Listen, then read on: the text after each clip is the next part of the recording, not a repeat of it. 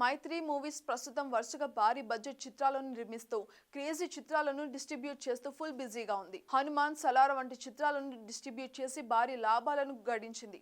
కానీ మిస్టర్ బచ్చన్ లాంటి movie distribute చేసి చేతులు కాల్చుకున్నట్టుగానే అయ్యింది. ఇక ఈ మూవీతో లాస్ వచ్చింది కదా అని తాజాగా మైత్రి రవిని అడిగితే డిస్ట్రిబ్యూషన్ అంటేనే ఒక దాంట్లో వస్తాయి, ఇంకొక దాంట్లో పోతాయని ఆయన చెప్పుకొచ్చారు. ఇక తాజాగా మత్తు వదలరా 2 టీజర్ లాంచ్ ఈవెంట్ లో మైత్రి రవి మాట్లాడారు. పుష్ప 2 చిత్రం ఖచ్చితంగా డిసెంబర్ 6న వస్తుందని అన్నారు. వినాయక చవితికి అయితే ఎలాంటి అప్డేట్లు ప్లాన్ చేయడం లేదు అని చెప్పారు. ఇంకా 2 పాటలు ఉన్నాయట.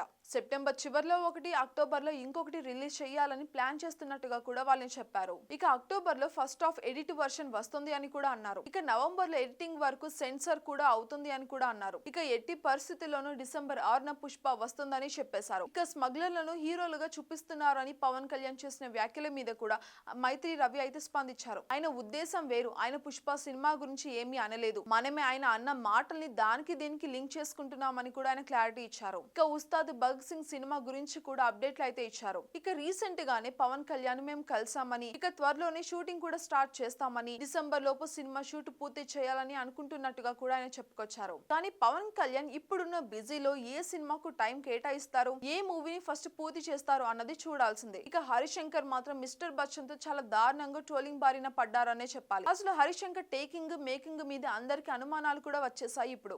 కానీ ఉస్తాద్ మాత్రం బాగా తీయన్నా అని హరిశంకర్ ను పవన్ కళ్యాణ్ ఫ్యాన్స్ రిక్వెస్ట్లు కూడా చేస్తున్నారు.